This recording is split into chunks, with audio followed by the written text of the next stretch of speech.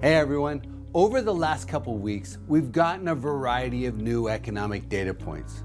And in a world where good news is bad news and bad news is good news, I guess we have some good news. In general, inflation is still coming down. That's pretty much good news no matter how you cut it. But we're seeing a lot of metrics that suggest the economy is losing momentum. Under normal circumstances, that would not be good. The unemployment rate increased by 20 basis points to 4.3%.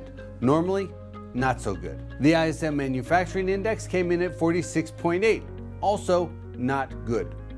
It's below 50, which means that the manufacturing sector is contracting. But because so many economic metrics are showing signs of weakening, it's putting increased pressure on the Federal Reserve to reduce rates, which for commercial real estate investors is good news. We've been seeing clear downward pressure on the 10-year Treasury rate, and in fact, the 2-year versus 10-year Treasury yield curve uninverted for the first time in more than 2 years. But by the same token, the SOM rule, another key recession indicator, is teetering on the edge. That metric is literally so close to the edge, the question of whether we cross the line depends on how you measure unemployment. If you calculate it using the published unemployment rate to the 10th percentile, the SOM rule recession indicator reads 53 basis points, which means yes, we are facing a recession. But if you calculate the unemployment rate to the 100th percentile using the source data, the SOM rule recession indicator reads 49.34 basis points, which technically means we are not entering a recession. I guess precision matters, ladies and gentlemen. But we've known since the beginning that a soft landing is very difficult, and it will look dangerously similar to a recession, which is where we are. Some readings are coming in soft, which for real estate investors is good, but other readings are still positive, and that's arguably good for real estate investors too.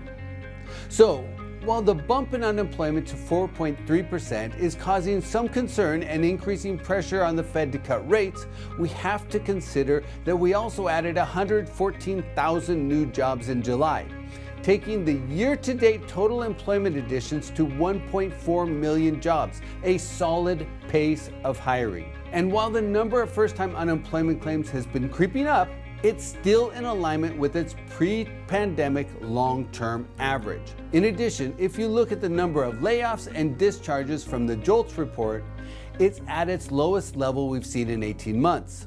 Normally, when the economy is entering a recession, you see a lot more warning signs in the employment market.